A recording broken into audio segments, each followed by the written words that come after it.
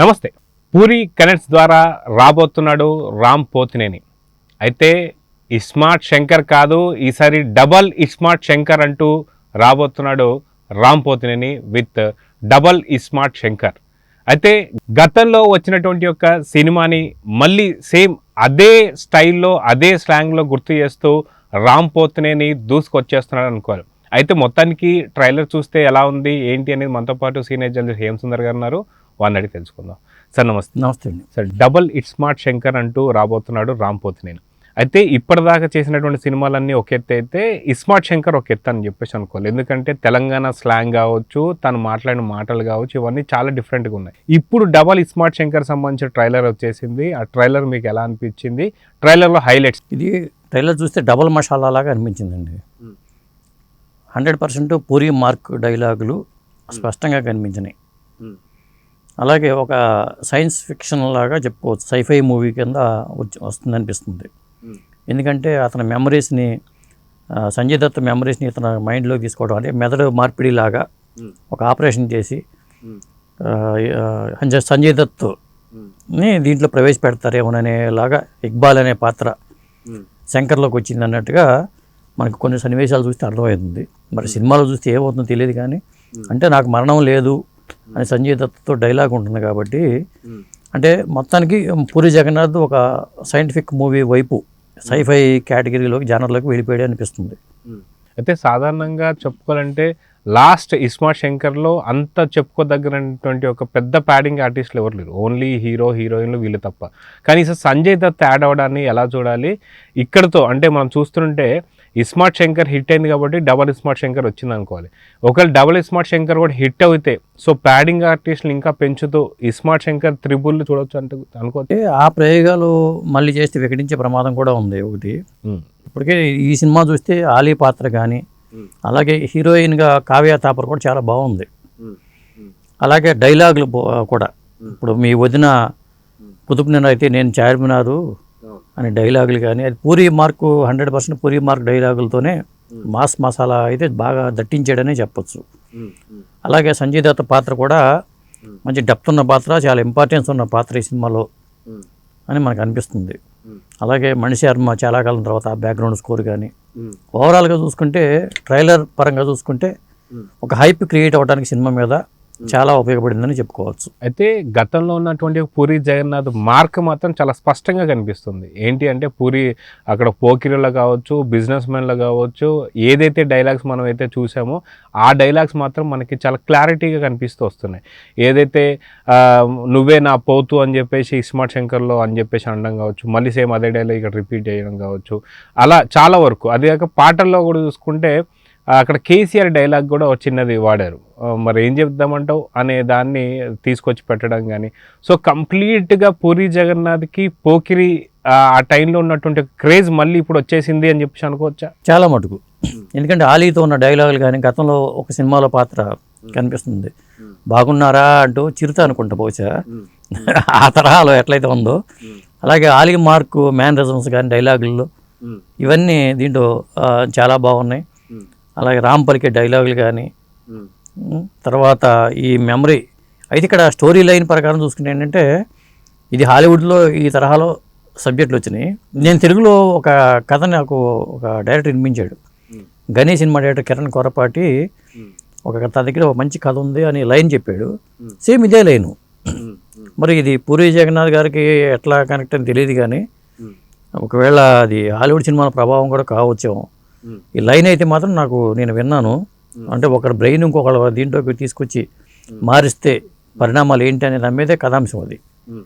అది చాలా సైంటిఫిక్ బాగుంది. లైన్ అయితే చాలా అద్భుతంగా ఉంది అని కూడా నేను అన్నాను. ఈ ట్రైలర్ చూస్తే ఈ సినిమా అలా ఉంది. మరి అది కాకతాళీయం కావచ్చు, చెప్పలేము. అయితే నిజంగా చెప్పుకోవాలంటే ఒక బ్రెయిన్లు మార్చడం అనేది అది వేరైతే, ఇక్కడ మనం చాలా చెప్పుకోవాల్సింది ఏంటంటే హీరో అండ్ విలన్ బ్రెయిన్లు మార్పిడి అయినప్పుడు ఏంటి పరిస్థితి అనేది మాత్రం కొంచెం ఇంట్రెస్టింగ్గా కనిపిస్తుంది. ఏమంటారు? అంతేగా. మరి ఇప్పుడు శంకర్ ఇక్బాల్గా మారితే పరిస్థితి ఏంటి? మరి దాని నుంచి ఇక్బాల్గా మారిపోయిన తర్వాత ఇతను బయటపడ్డా లేకపోతే మారకుండానే ఉన్నాడా? ఏం జరిగింది అనేది ఒక సస్పెన్స్ ఇక్కడ. ఎందుకంటే అట్లా నాకు మరణం లేకుండా ఉండడం కోసం సంజయ్ దత్ చేసిన ఒక ప్రయోగం, సైంటిఫిక్ ప్రయోగం మకరంద దేశపాండే ఒక సైంటిస్ట్ డాక్టర్ అనుకుంటా, సైంటిస్ట్ అనుకోవచ్చు. అతని ఆపరేషన్ చేసి అతను మారుస్తాడు, 4 రోజులు నువ్వు పూర్తిగా నాలాగా మారిపోతావు అనే డైలాగులు ఉన్నాయి. ఆ డైలాగుల ప్రకారం చూసుకుంటే అసలు మారాడా మారలేదా, మారినట్టు నటించాడా, ఇలాంటివన్నీ ఉన్న సస్పెన్స్ ఇది సినిమాలో. అది ఎలా చేసాడనే చూడాలి. ఇంతవరకు పూరి సైంటిఫిక్ మూవీస్ వైపు ఎప్పుడు వెళ్ళలేదు. మొట్టమొదటిసారిగా నేను అనుకోవడం ఈ ప్రయోగం దీంట్లో చేసాడనే అనుకోవచ్చు. అయితే గతంలో లైగర్ ఇలాంటివి కొన్ని తీసి ఫ్లాప్లు మూట కట్టుకున్నటువంటి ఒక పూరి జగన్నాథ్కి ట్రైలర్ చూస్తే మనకు వీటన్నిటిని కూడా పటాపంచలు చేయబోతున్నాడు. ఎందుకంటే ఇక పైన మూవీస్ కూడా దగ్గరలో ఏమీ లేవు. సో ఒకవేళ నిజంగా డబల్ ఇస్మార్ట్ శంకర్ ఒకవేళ నిజంగా హిట్ అయితే ఇస్మార్ట్ శంకర్ కన్నా డబల్ వసూలు చేసే అవకాశం అయితే ఉంది. సో పూరికి మంచి రోజులు వచ్చేసాయి అని చెప్పుకోవచ్చా? ట్రైలర్ చూస్తే మంచి రోజులు వచ్చినట్టు అనిపిస్తున్నాయి.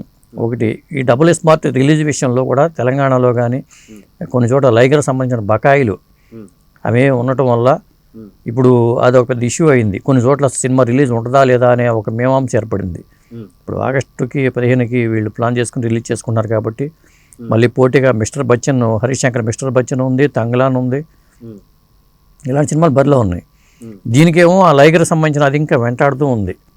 దానికి సంబంధించిన బకాయిలు, ఆ చెల్లింపులు అవన్నీ జరిగినాయా లేదా, లేకపోతే రిలీజ్కి ఏం ఆటంకాలు లేకుండా రిలీజ్ అయితే ఇబ్బంది ఏం లేదు. కానీ పూరి మొత్తానికి ఈ లైగర్ తర్వాత మూట కట్టుకున్న ఆ బ్యాడ్ని ఒక విధంగా చెప్పాలంటే పూరి మంచి డైరెక్టరు, చాలా ఫాస్ట్గా చేస్తాడు, మాస్ పల్స్ తెలిసిన డైరెక్టరు. అలాంటి డైరెక్టర్కి మధ్యలో ఈ లైగర్ లాంటి సినిమాలు కొంత డిస్టర్బ్ చేయటం అనేది జరిగింది. అయినా బయటపడి ఆ పూరి కనెక్ట్స్ మళ్ళీ ఒక హిట్ వైపు దూసుకెళ్తుందేమనేలాగా మనకు ట్రైలర్ చూస్తే అయితే అనిపించింది. సో మొత్తానికి రామ్ పోత్రేనికి కూడా సరైన హిట్ లేదు. స్కందతో చాలా ఏమంటారు అనమాట హిట్ అనుకున్నది కాస్త ఫ్లాప్ అయిన సినిమా చెప్పుకోవచ్చు. అదేవిధంగా చూసుకుంటే ఇద్దరికి ఒక పక్కన ఎవరు రామ్ పోతినేనికి, ఇంకో విధంగా పూరి జగన్నాథ్కి, అదేవిధంగా చార్మికి. సో ముగ్గురికి హిట్ ఈ సినిమాతో వస్తుంది అని చెప్పి అనుకోవచ్చా? ముగ్గురికి కాదు, మణిశర్మ కూడా కలుపుకోవచ్చు. డైరెక్టర్ మణిశర్మ కూడా సరైన సినిమాలు లేవు. మణిశర్మ అలాంటి పెద్ద పెద్ద మ్యూజిక్లు ఒకప్పుడు వేయలేడైనా. అలాంటి మణిశర్మ కూడా వెనక్కి వెళ్ళిపోయాడు. మళ్ళీ ఈ సినిమా హిట్ అయితే మళ్ళీ మణిశర్మ కూడా ఒక లైఫ్ వచ్చినట్టే. మళ్ళీ వీళ్ళిద్దరికి ఆ కెమిస్ట్రీ పూరి జగన్నాథ్కి, చార్మికి వర్కౌట్ అయినట్టే. అలాగే స్కంద లాంటి ఫ్లాప్ తర్వాత మళ్ళీ రాముకు కూడా, ఎందుకంటే భవిష్యత్తులో మళ్ళీ మంచి మంచి సినిమాల వైపు అతను వెళ్ళాలనే ప్లాన్లో ఉన్నాడు కాబట్టి రాము కూడా ఒక మంచి ఇదే అనుకోవచ్చు. ఇప్పుడు వస్తున్న ఆగస్టు 2వ వారంలో వస్తున్న ఈ సినిమా మీద అయితే భారీ అంచనాలు ఉన్నాయి. ట్రైలర్ చూస్తే అంచనాలను మించేలాగానే సినిమా ఉండొచ్చు అనే నమ్మకం అయితే ఏర్పడింది. ట్రైలర్ రాకముందు కూడా దీని మీద ఎటువంటి నమ్మకం లేదు, ఎందుకంటే గత అనుభవాలు ఉన్నాయి కాబట్టి వీటన్నీ ఉంది. కానీ అది పటాపంచలు చేస్తూ ట్రైలర్ అయితే ఉంది. సో మొత్తానికి ఆగస్టు 15వ తారీఖుకి మిస్టర్ బచ్చన్ కావచ్చు, ఓ పక్కన డబల్ ఇస్మార్ట్ శంకర్ కావచ్చు, ఈ 2 తెలుగు సినిమాలు కాబట్టి ఈ 2 తెలుగు సినిమాలలో 2 ట్రైలర్లు చూస్తే మీకు ఏది హిట్ అయ్యే అవకాశం ఉందనిపిస్తుంది? అది మనం ట్రైలర్ చూసి చెప్పలేము. కాకపోతే డబుల్ స్మార్ట్ అయితే మాత్రం 100% పక్కాగా ఒక హిట్ కావచ్చు అనే నమ్మకాన్ని అయితే ట్రైలర్ కలిగించిందని చెప్పొచ్చు. మిస్టర్ బచ్చన్ అంటే హరీష్ శంకర్ మీద నమ్మకం, లేదా రవితేజ మాస్ మహారాజు, ఈయనేమో ఓవర్ మాసు.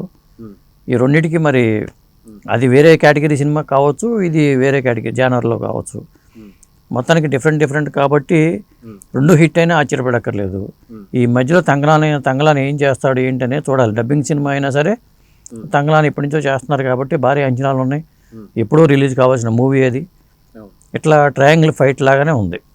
సో మొత్తానికి పూరికి కష్టాలు తీరబోతున్నాయి అనే వార్తలు మాత్రం ట్రైలర్ చూస్తే కనిపిస్తుంది. అదేవిధంగా చార్మిక్ కూడా. సో మొత్తం ఈ నలుగురికి కూడా ఇక్కడతో డబల్ ధమాకాగా వసూలు అయ్యే అవకాశం ఉందనుకోవచ్చా? వాళ్ళు డబుల్ స్మార్ట్ అని పెట్టారు కాబట్టి డబుల్ స్మార్ట్ అని చెప్పుకోవచ్చు. డబ్బులు బాగా వచ్చే స్మార్ట్ శంకర్, డబ్బులు బాగా తెచ్చే స్మార్ట్ శంకర్ అనుకోవచ్చు. అలా అయితే ట్రైలర్ అయితే ఉంది. సో చూద్దాం సార్. ఖచ్చితంగా ఆగస్టు 15వ తారీఖు రిలీజ్ అయ్యేటువంటి ఈ సినిమా పైన అంచనాలు అయితే భారీగా ఉన్నాయి. ఈ టీం అందరికీ కూడా డబుల్ డబ్బులు వచ్చేటట్టుగా కోరుకుందాం. నమస్తే.